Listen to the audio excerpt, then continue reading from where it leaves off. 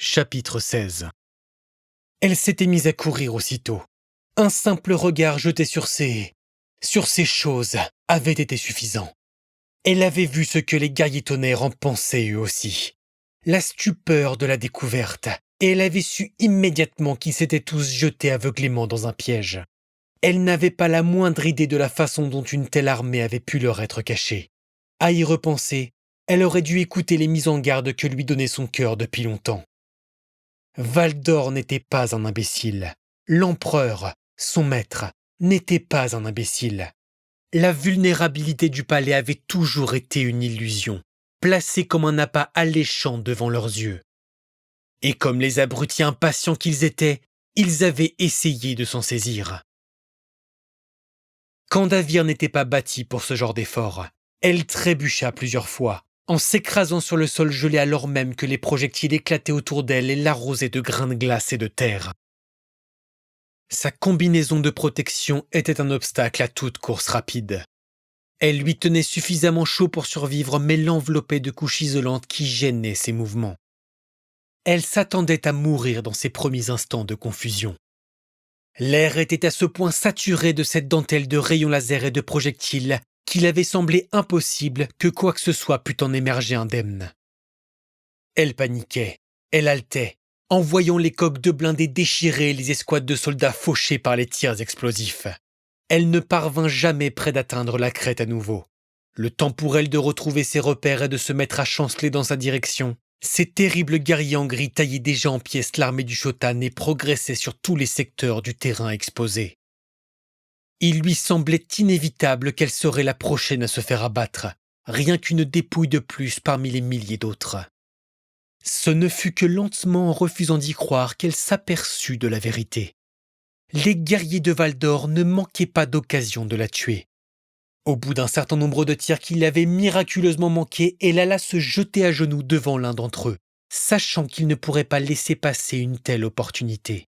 « Allez-y, faites-le » lui hurla-t-elle, les poings serrés d'une rage impotente. « C'est tout ce que vous savez faire !» Le guerrier la toisa froidement. Il était énorme, près d'égaler en taille les guerriers tonnerres. Là où ces derniers étaient d'une glorieuse exubérance, des rois barbares couverts de bronze et de rouge, il y avait en lui un air brutal et mécanique. Tous ces détails faciaux lui étaient obscurcis. Son armure était sombre au point d'en être presque noire, avec uniquement quelques marqueurs proéminents. Un I seul sur le plastron, un emblème d'épée ailée sur l'épaulière droite. Le fait qu'une personne vivante pouvait se trouver à l'intérieur de cette armure ne lui apparaissait même pas clairement. Sa silhouette ressemblait à une sorte d'automate, étoffée pour lui donner des proportions supérieures à l'humain et dotée d'armes outrageusement puissantes. « Faites votre travail » hurla-t-elle de frustration plus que pour toute autre raison, après s'être dressée contre les exécuteurs et avoir échoué. L'automate la regarda encore pendant un instant, puis se détourna d'elle avec mépris, en se dirigeant à grands pas vers d'autres proies. Elle le regarda aller abasourdie. Après quoi d'autres émergèrent de la tempête émaillée de charbon ardent, et tous l'ignorèrent pour se lancer derrière les vestiges en repli de la force d'intervention du Shotan. Avec eux, ces guerriers se montrèrent sans pitié, et les tuèrent avec une efficacité brutale. Même à son regard de profane, ce qui différenciait ces nouveaux êtres des Kataedjis était clair. Les guerriers tonnerres avaient tous été individuellement des seigneurs de la guerre, aussi exubérants et criards qu'ils étaient redoutables. Ces tueurs-ci étaient des troupes de ligne, sans rien pour les différencier, mais collectivement dévastatrices. Au milieu de toute cette ruine, elle se trouva perdue quant à savoir quoi faire ensuite. Les hurlements des mourants et les bruits d'accélération des quelques engins en état étaient toujours assourdissants et conspiraient avec le rugissement de la tempête pour la désorienter. « Levez-vous » vint une voix familière depuis l'obscurité, une voix qui la crispa immédiatement. Elle se tourna pour voir Valdor marcher vers elle. Pour la toute première fois d'après son expérience, sa démarche n'était pas absolument parfaite. Il semblait boiter légèrement, et le halo autour du fer de sa lance était atténué. Elle demeura comme elle l'était. « Vous avez dit à vos chiens de m'épargner. » lança-t-elle d'un ton accusateur. Vous étiez une haute seigneuresse. Répondit Valdor comme si cela devait tout expliquer. Étiez? Valdor ne lui fit pas l'honneur de le lui expliquer. Vous devriez partir. Vous pouvez encore vous ménager une existence, Uoma Candavir. Saisissez votre chance. Elle le scruta, en essayant de déceler si ce qu'il venait de dire pouvait être vrai. Tout ça était une tromperie. Dit-elle d'un ton accusateur. Depuis le début, vous vous êtes joué de moi. Non. Tandis que Valdor parlait, d'autres de ces guerriers gris sombres sortaient en formation écartée des bancs de fumée dérivants, prêts à infliger davantage du même traitement à leurs ennemis toujours debout. Vous auriez pu choisir d'avoir confiance. Dit-il. Candavir se mit à rire, en regardant les rangs de guerriers la dépasser à pas lourd. Mais je n'avais pas tort, n'est-ce pas? Dit-elle sèchement. Voilà à quoi ressemble l'avenir. Le sénatorum, l'Alex, tout ça n'est qu'une façade. Ce sont eux qui constituent le nouveau visage de l'Imperium. Nous avons encore à conquérir. Où ça? Tout le globe est pratiquement aux mains de l'empereur. Valdor se rapprocha. Ce faisant, Candavir vit les dommages qu'il avait reçus, les gemmes éclatées et les impacts sur l'oramite. La vision de l'empereur ne s'arrête pas à Terra. Ce n'est que le début. Les vaisseaux qui porteront cette armée vers les étoiles sont déjà en cours de construction. Elle se figea. C'est... Pourquoi n'avons-nous pas été? Allons. Vous pensiez que l'empereur se préoccupait toujours uniquement des seigneurs de guerre? Il s'appuya lourdement sur sa lance. Luna va être la suivante. Il s'y trouve des savants de la génétique qui pourront transformer ces quelques milliers en centaines de milliers.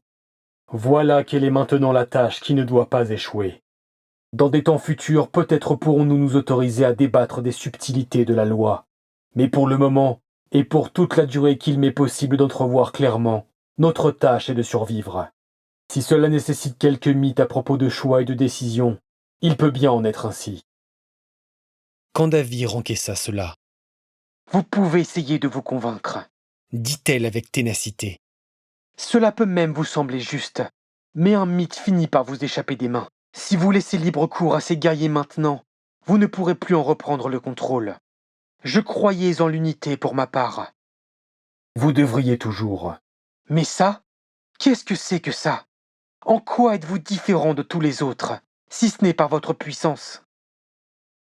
À ces mots, Valdor leva lentement les mains, désactiva les verrous de son casque et retira la plaque d'oramite de devant son visage. Il contempla Candavir d'un regard sombre, en laissant la neige venir frapper ses traits.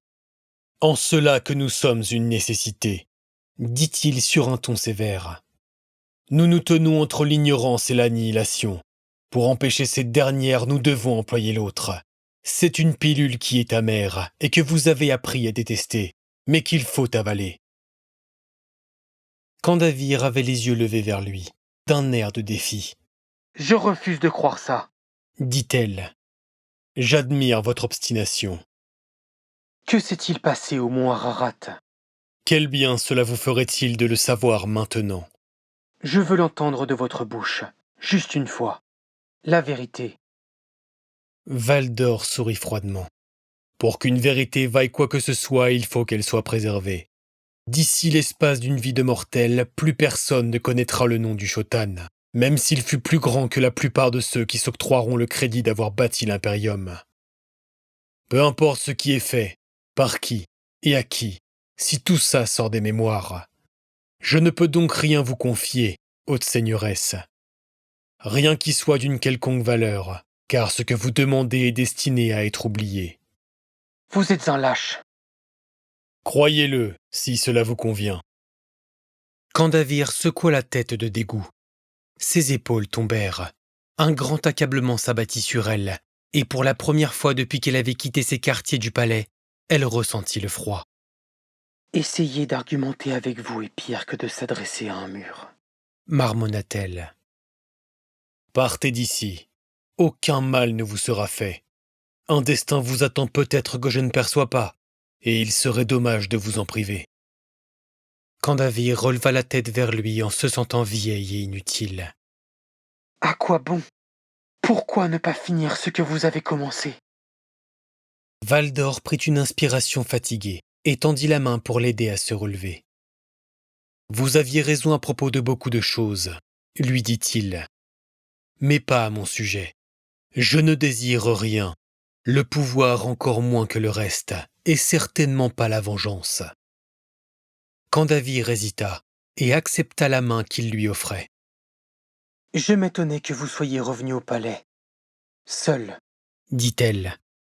alors que l'empereur était encore loin. Sur le coup, cela m'a paru étrange. Il ne pourra pas être toujours avec nous, dit Valdor, Et vous, capitaine général, demanda-t-elle. serez-vous toujours avec nous? Valdor lâcha sa main. La tempête commençait à désenfler en laissant voir au loin les murs du palais trempés de pluie.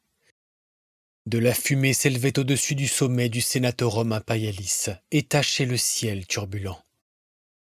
Le bâtiment, malgré sa nouveauté, lui parut étrangement vieux, comme s'il portait le poids d'innombrables années avant même d'avoir été achevé. « Je pense, dit-il. En vérité, je ne sais pas bien en quel autre lieu je pourrais aller.